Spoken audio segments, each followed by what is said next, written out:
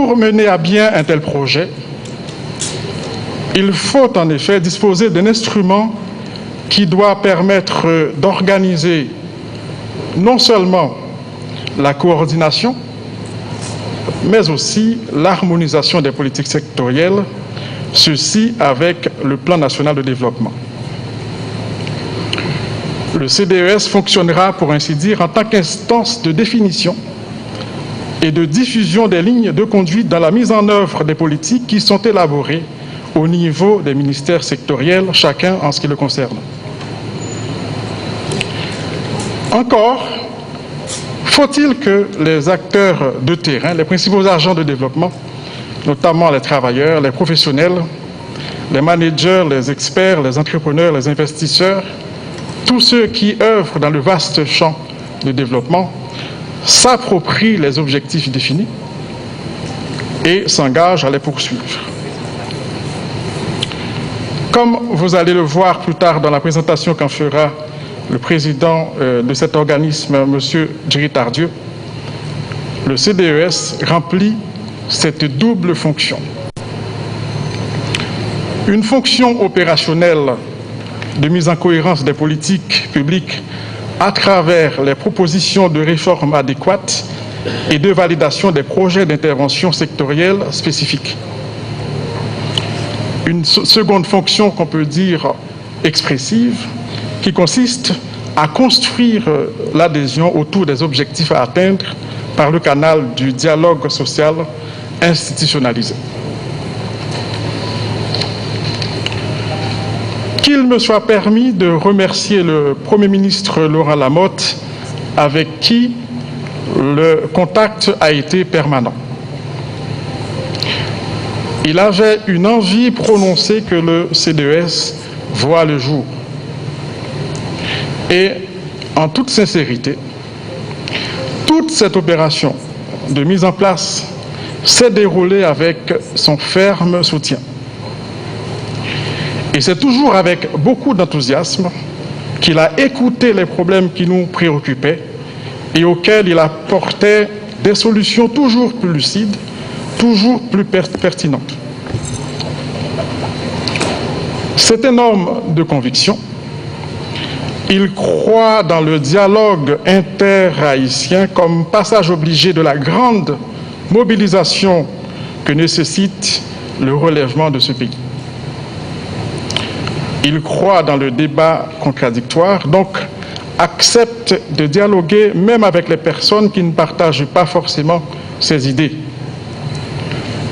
Ce petit socle de croyances fondamentales que je viens de dénoncer tout à l'heure transpire dans la structure et le fonctionnement du CDES. Le Conseil de développement économique et social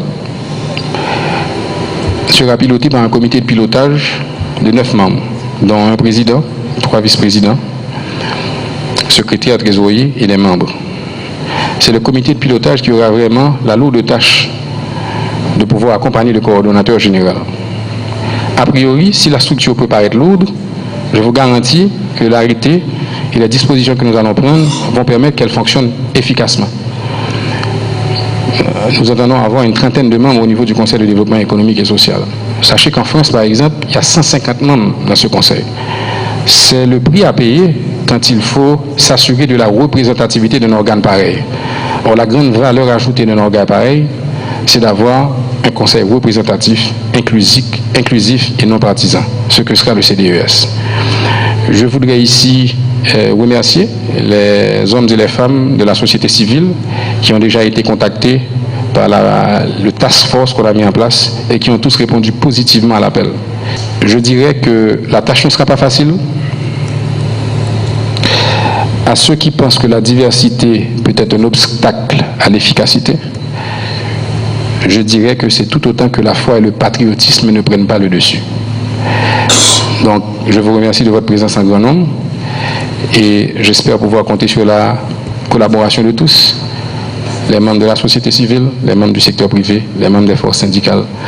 Je vais vous lire rapidement les organismes qui vont faire partie du CDES, Il y aura les représentants des chambres de commerce de province. il y aura le représentant du Forum du secteur économique privé, du Forum économique du secteur privé, pardon, l'Association professionnelle des banques, l'ADI, l'Association touristique d'Haïti, l'Association des producteurs agricoles, qui est en train de renaître, la Fédération haïtienne des petites et moyennes entreprises, l'Association nationale des médias haïtiens, l'Association des médias indépendants d'Haïti, l'Association nationale des institutions et microfinances d'Haïti. La représentation des forces sociales et de la société civile élargie, sans être limitative, sera assurée par un représentant des syndicats d'ouvriers et de travailleurs, les syndicats de professeurs et d'enseignants, les professions libérales, des universités privées, de l'Université d'État d'Haïti et des autres universités publiques, des associations de droits humains, les Haïtiens vivant à l'étranger, de l'initiative de la société civile, des organisations de femmes, d'une association représentative des journalistes haïtiens, des secteurs religieux et des cultes, de l'association des professionnels du droit, et pour finir, le président de la Chambre de conciliation et d'arbitrage d'Haïti. Nous avons aussi prévu que dans le cadre de cet organe, nous pourrons faire appel à des anciens premiers ministres, à des anciens présidents, à des grandes personnalités haïtiennes ou d'origine haïtienne qui ont brillé sur la scène internationale et qui pourraient, dans des rencontres, sur des discussions sur des thèmes d'intérêt public pointus, où nous aurions besoin d'expertise spécifique et d'expérience prouvée, les inviter comme membres d'honneur avec voix consultative.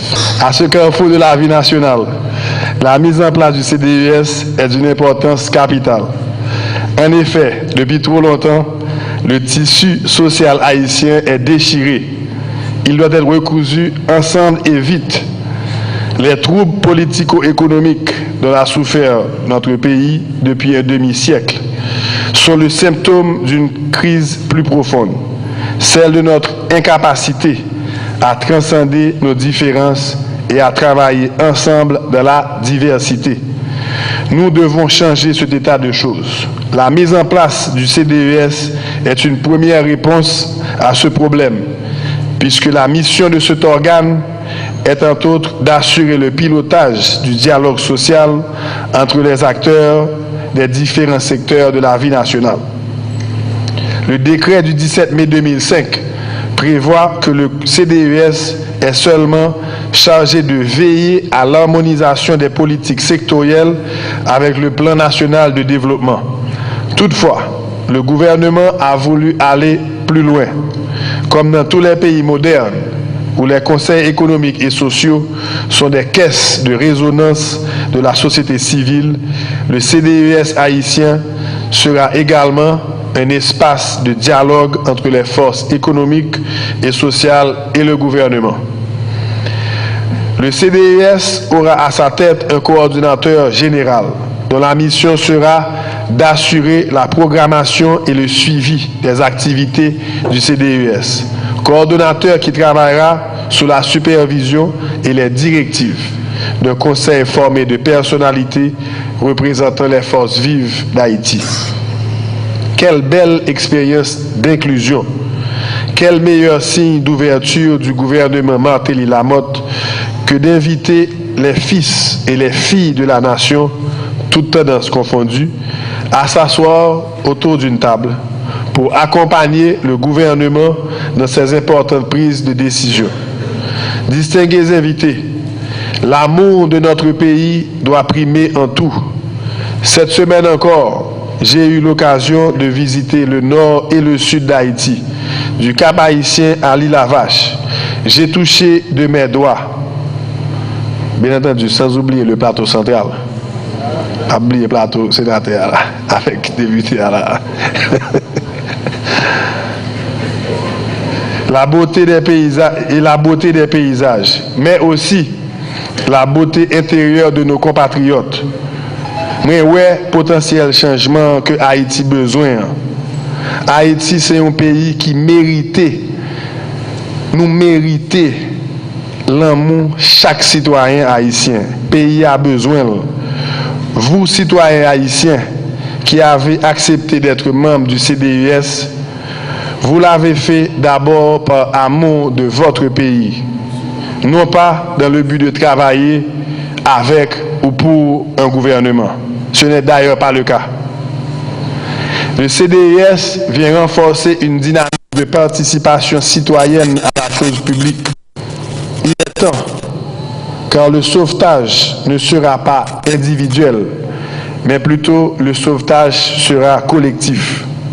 J'attends beaucoup du CDES, notamment ses avis constructifs ou critiques sur les conventions,